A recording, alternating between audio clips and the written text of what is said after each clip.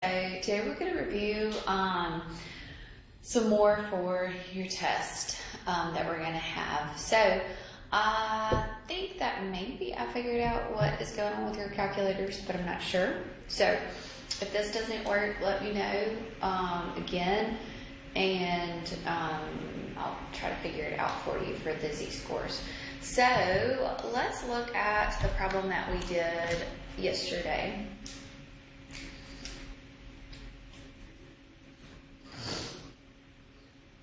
Okay, so let's look at this one that we did yesterday.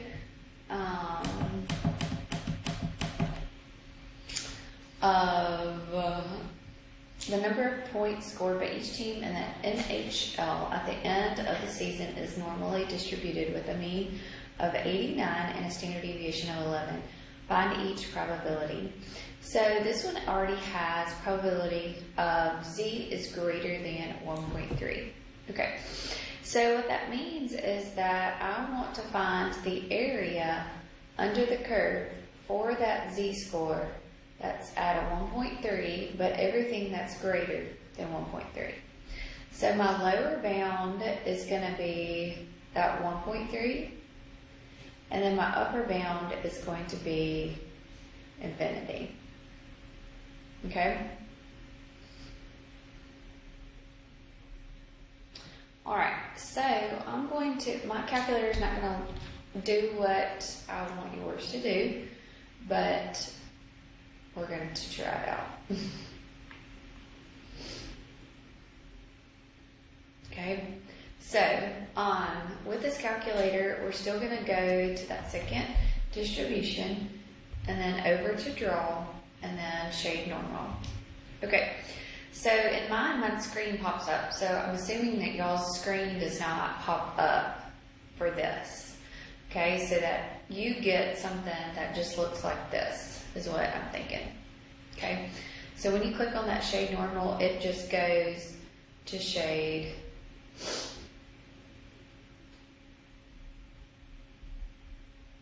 And it opens up that parentheses. Okay. So inside this parentheses, we want to write our lower bound, okay?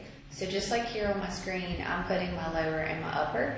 Same thing right here, you want to put your lower bound of a 1.3 in there. Okay, so I'm going to put a 1.3 there, but for you, I want you to put a 1.3 and then put a comma. Okay, here's your little comma right there. So yeah, so 1.3, your comma. Okay, go down to your upper bound. So your upper bound is positive infinity. So that means that it's going to be a 1e99. So that's the next number that you're going to put in that little parentheses. Okay, and then the next number you're going to put is a 0. And then the next number you're going to put is a 1. So that just means that it's a standard normal there. So your standard normal is that your mean is 0 and your standard deviation is 1. Okay? I thought my calculator was going to do so, but it doesn't do exactly like yours. So I get a 0.096801.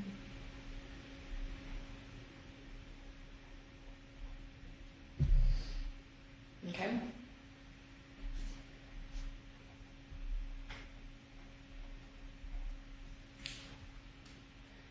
Alright, so I'm hoping that fixes your calculator issues. If it doesn't, let me know, and I'll try to figure it out. And if something happens with your calculator and on your test tomorrow, I won't cut off. Just make sure that you put like what you're putting in your calculator.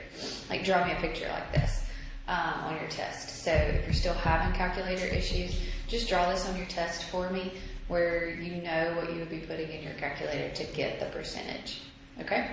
Because we can only find this by either looking at, in an Excel document with formulas in Excel, or tables, like we have old school tables, Z tables, that we would be looking at, that we could figure out these probabilities as well. So this is something that you just can't know. So it is either using your calculator, finding a table, putting it in an Excel spreadsheet, something like that, or using CSS. So it would not be you trying to figure it out. So if you could just on your test draw this for me, what the shaded region represents, and once you get that, what that shaded region represents, and you can't put in your calculator correctly, then we'll be okay from there. Okay? But still, just let me know if that doesn't work, how I wrote that out right there. Okay? So let's go look at your practice test as well. And I want to go, let's get all the way to the end and do the z-score at the end.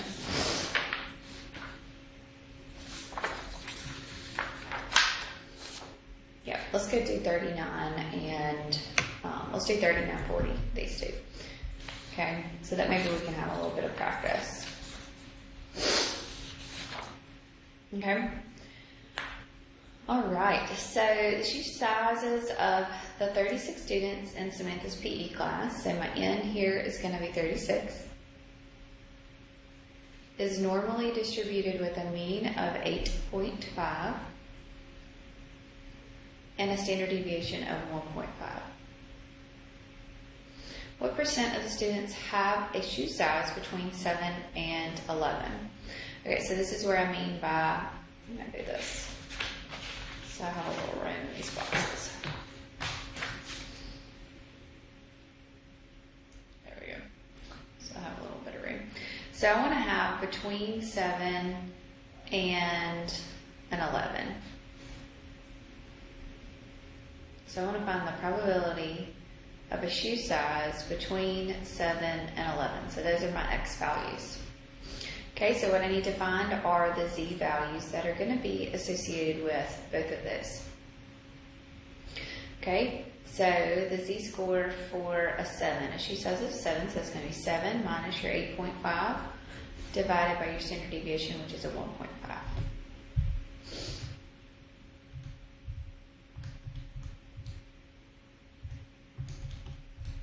So it's going to be a negative 1.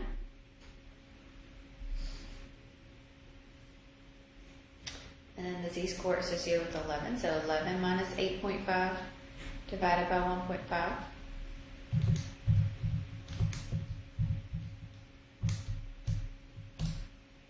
So that's our 1.67. So what you're going to be looking for is the probability underneath the curve. I'll just draw it again. Underneath the curve between that Z-score of a negative 1 and a 1.67. So in your calculator, this one's going to be your lower, and this one is going to be your upper.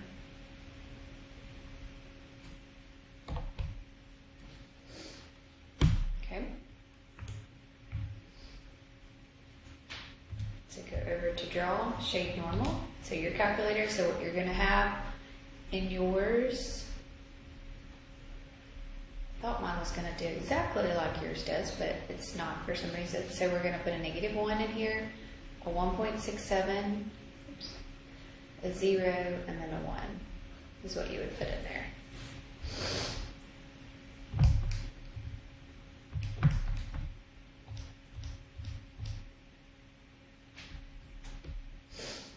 So 79.7938.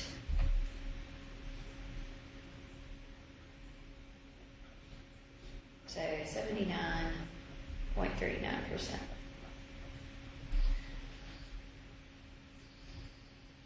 Okay. All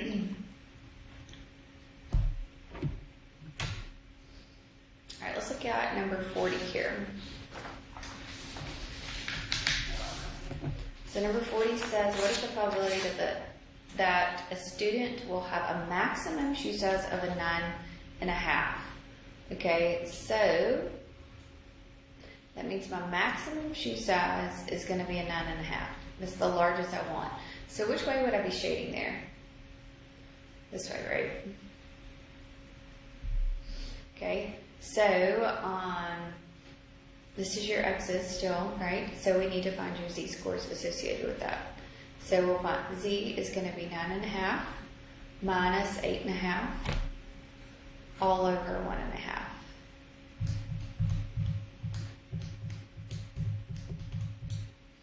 So that's going to be a 0.6 0.67, pretty much. Okay, so what you're going to put in your calculator is you've got a lower bound of a negative infinity, and you have that upper boundary of a 0.67. So you'll put in your calculator shade norm, lower bound, -1, and then a 0.6701.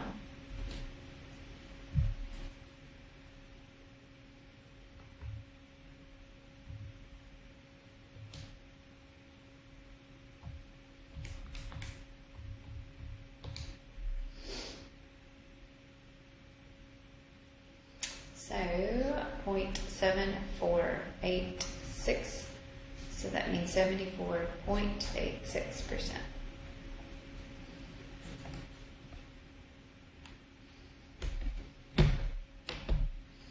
Okay. All right, what about this next one? Approximately how many students wear at least a size 6? At least a size 6, so what does that mean? At least means that's my smallest size, right? So I need to find the z-score associated with that one. Okay, so we'll find the z-score of 6, so 6 minus an 8.5 divided by 1.5.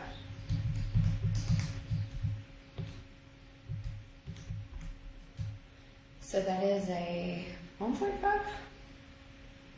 Oh, no. Calculators. Input error for myself there. Okay, so a negative 1.67 there. So that means that your lower bound is going to be a 1.67, and then your upper bound is going to be your infinity. So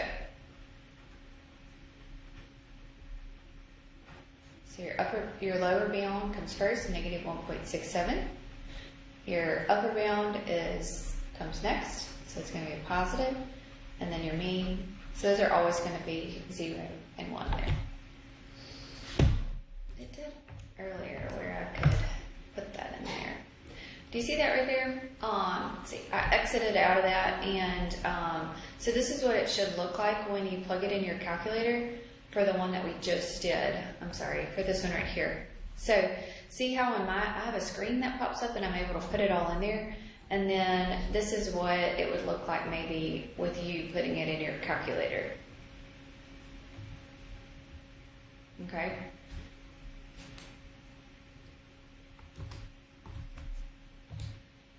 All right, so for the problem that we are working on, we want to put the lower bound as negative 1.67, the upper bound as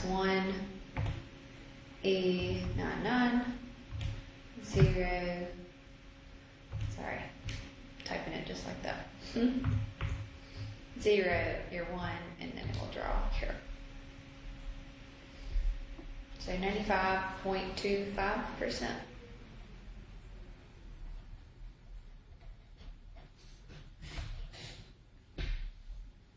Okay, I hope that helps with that. Okay, so let's start back at the beginning of your study guide.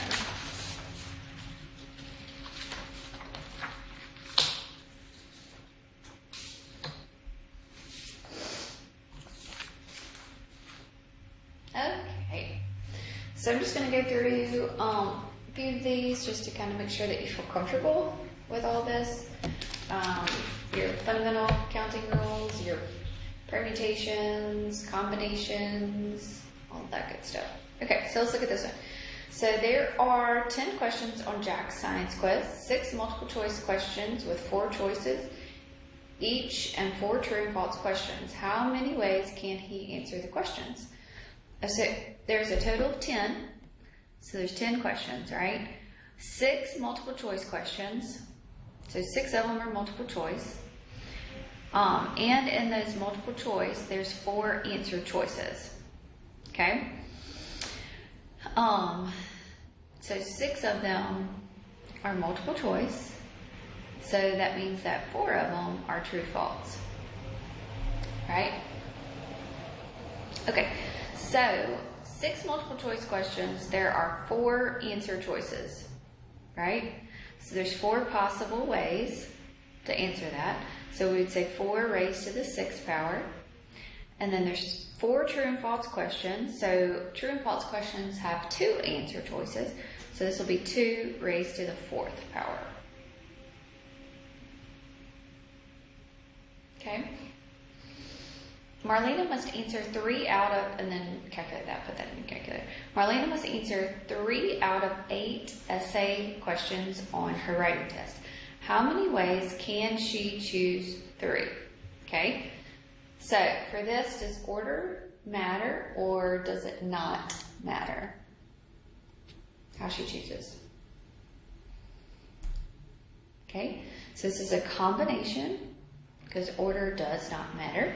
So how many does she have? She has 8. So it'll be 8. Choose 3. Okay. How many ways can a president, vice president, and treasurer be elected from a group of 40 students? So does order matter here? It does. Order does matter. So there's difference between being president and being vice president. Okay, so order matters here. So my total is going to be 40, so this is going to be 40 P, 1, 2, 3 different positions there. How many different, and then calculate this, I'm sorry. How many different 12-letter arrangements can be made using the letters in the word carelessness? So, 1, 2, 3, 4, 5, 6, 7, 8, 9, 10, 11, 12. So there's 12 letters in carelessness, right? So this will be 12 factorial. Do I have any that repeat?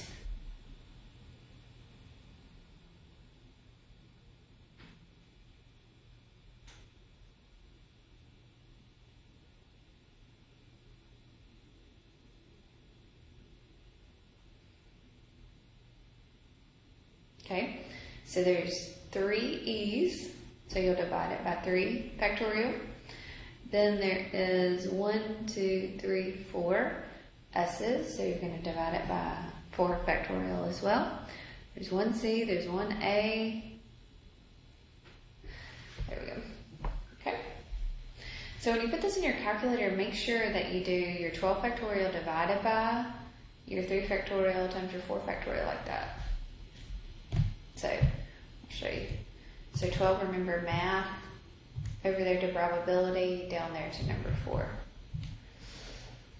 Divided by, open up that parentheses right there, and then do 3 math factorial times 4 math factorial. So, alright. Alright, let's look here. So, Kate is randomly choosing a date in the month of August. What is the probability that she chooses a 2-digit number or a prime number? So what's the probability here? A 2-digit number or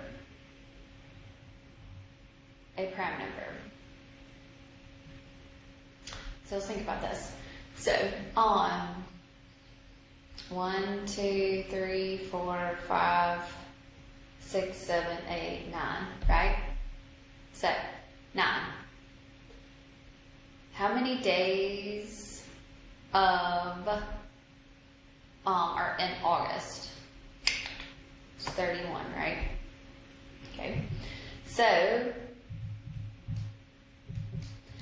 2-digit numbers, there's a total 2-digit numbers of 21, right?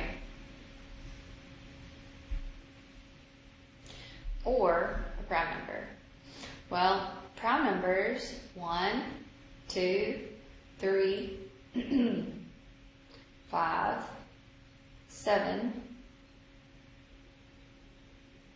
So there's inside the 9 are 5 prime numbers, right? So there's a total of 26 out of 31. Okay, Eric is randomly choosing a card from a standard deck. What is the probability that he chooses a card that is a red and multiple of 3?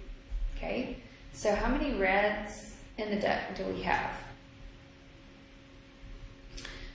Okay, so we have 52 cards in a deck, right? So there are 13 red cards. There's 13 red cards. We have hearts and we have diamonds, right? And it's got to be a multiple of 3. So on your deck of cards, so you've got 1, 2, you've got a 3, 4, 5, 6, 7, 8, 9. So those would be the only multiples of 3, right? So you've got 2 of those, 2 sets of those. So you've got 1, 2, 3, 4, 5. You've got 6 different cards in that deck. So it's going to be 6 out of 52. And then reduce that fraction. One of the 50 states is chosen at random. What is the probability of not choosing a state that begins with the letter N? Okay, so one of the 50 states is chosen at random. What is the probability of not choosing a state that begins with the letter N? So what is the probability of choosing a state that begins with the letter N? Oh, Lordy. So what? North Carolina?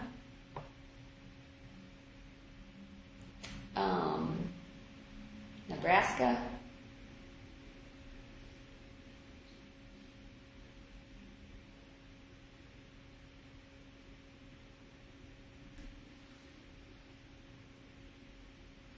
I'm struggling here. North Carolina, Nebraska, New York, New Jersey, no, New Jersey is a city. New York. All I can think of is North Carolina.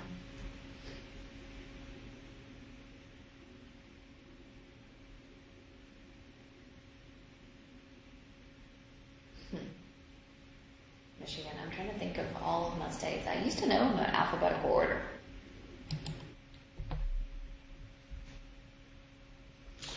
New Jersey. New Jersey is a state. Nevada.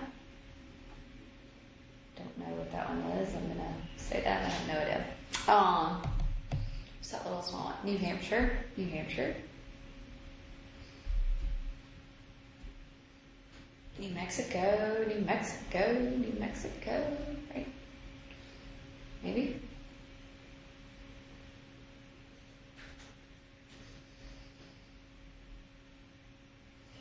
So, Nebraska,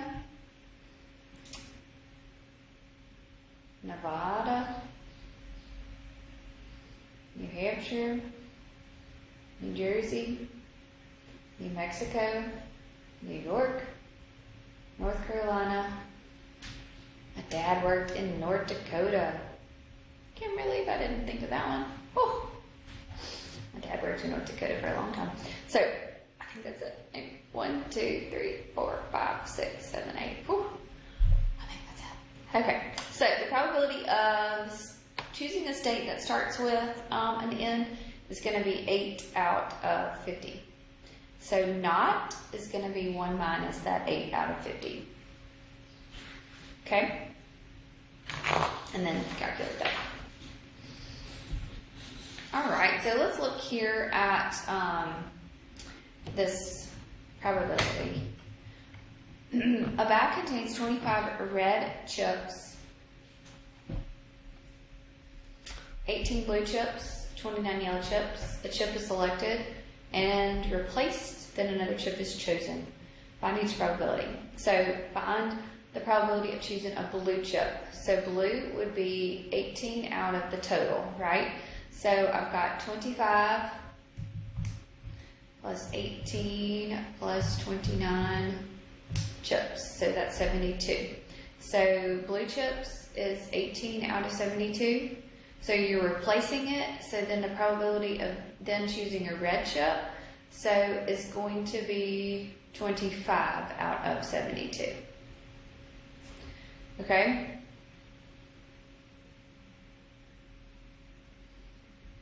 Alright, so let's look at this one down here. A box of pizza contains 3 cheese slices, 7 pepperoni slices, and 5 supreme slices. Mark randomly chooses a slice, eats it, then chooses another one. So we're not replacing the pizza because it's in his tummy, right? Alright, so my total pizzas, we've got 3, 7, and 5. So that's what, 15? 15 slices of pizza. Okay, so he chooses a cheese pizza. So there's 3, so this is going to be 3 out of 15. So now my total, he ate one, so my total now is going to be 14. So then he's going to choose a supreme slice, so it's going to be 5 out of 14. So remember that type of probability, okay? With replacement and without replacement. Independent and dependent variables there.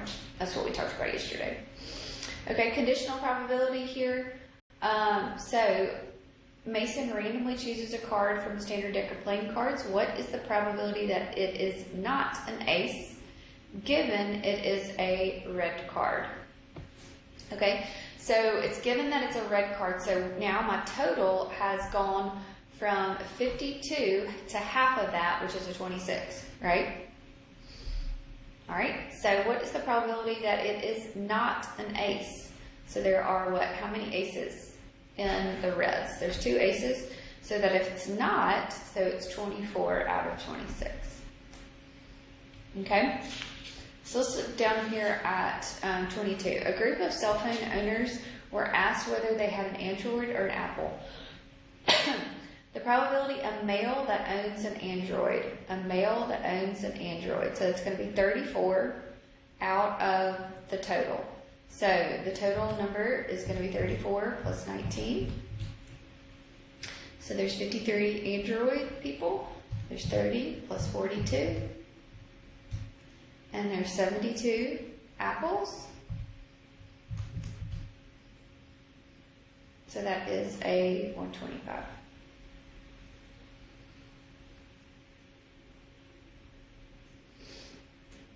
So let's go ahead and do this. So this is 64.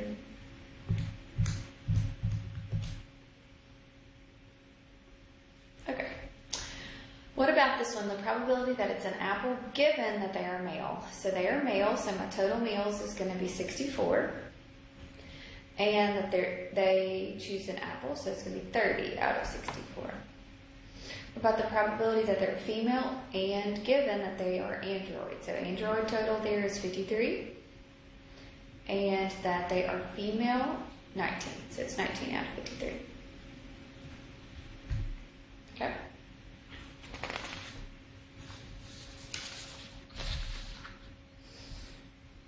Alright, so let's look at this one here. So here is my table, shows your gold, silver, all that great stuff. So find the joint in relative, marginal, relative frequencies. Okay, so we've got 46. Let's see here. So 46 plus 28 plus 29. So this is a 103, right? 38 plus 28 plus 22. So this is an 88. 46 plus 38 is an 84. 28 plus 28 is a 56. 29 plus a 22 is a 51. So this total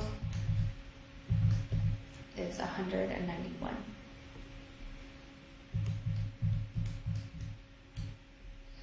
Okay, so gold here, so it's going to be 46 out of that 191, I'm sorry. So it's going to be a 0.2408. Silver is going to be 28 divided by 191. And that's going to be a 0.1466. Bronze, 29 divided by 191.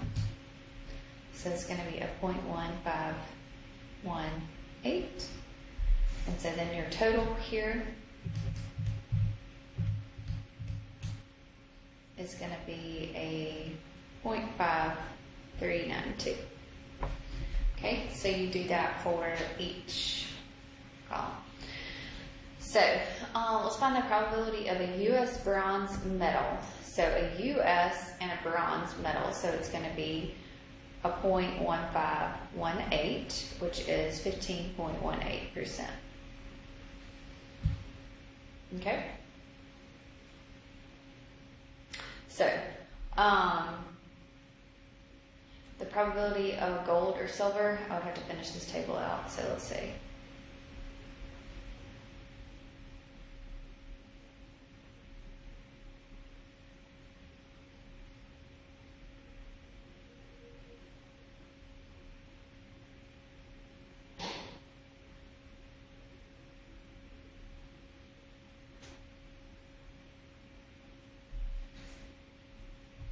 Okay, so a gold or a silver, so gold or a silver would be 0.4398 plus 0.2932. So that's going to be a 0.733. So just add those two values together. So it'll be a 73.3%. Okay. U.S. gold, so U.S. given that it's gold, so given that it's gold, so this is going to be a 0.4398 at the bottom, and that they're U.S., so it's going to be a 0.2408 at the top. About the probability that it's silver given China, so given that it's China, so that probability is going to go at the bottom, so 0.4608. And that it's silver, so silver is going to be a 0.1466. Okay? Alright, so binomial probabilities and binomial theorem here. So remember, the soda company is printing prizes on the inside of their bottle caps with 3 in 5 chances of winning. So the probability of a success is 3/5. So the probability of a failure is going to be a 2/5. Oops, I'm sorry. Right? Okay. If Tom purchases a 12-pack of soda, so N is going to be equal to 12. Find the probability. Exactly 2 prizes. So the probability that X equals 2 here, basically. Okay? So it's going to be 12 choose 2 times the probability of a success raised to how many exactly I want, times the probability of a failure raised to this 12 minus 2, which is a 10. Okay? What is no more than 3 prizes? So no more than 3 means 0, 1, 2, and 3. So we would do it with all 3 of those. At least 10 prizes would be 10 or more, 10, 11, and 12. So your R would be changing throughout there. Okay? Alright, so I think that you're good with your standard deviation, your variance. Okay? So let's look at the ages of 32 in a place academy are normally distributed with a mean of 27. So remember, your mean is going to go right here. And with a standard deviation of 2. Okay? So the numbers that go out, so standard deviation of 2, so 27 minus 2. So this is going to be a 25. 27 plus 2, so that's a 29. 29 plus 2 is a 31. 25 minus 2 is a 23. 23 plus a 2 gives me minus a 2 gives me 21. 31 plus a 2 gives me a 33. What percent of the recruits are between 23 and 27? So 23 and 27%. So remember, 1 standard deviation away, this is always going to be 34.1. And these numbers right here, 13.6, 13.6. Right here is 2.2. And right here is going to be 0.1. So in between 23 and 27, so 13.6 plus 34.1.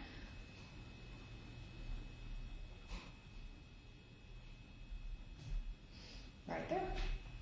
Okay. So if you have any questions, please let me know. And if the calculator is still not working, let me know about that as well. Okay? All right. I hope you have a great day.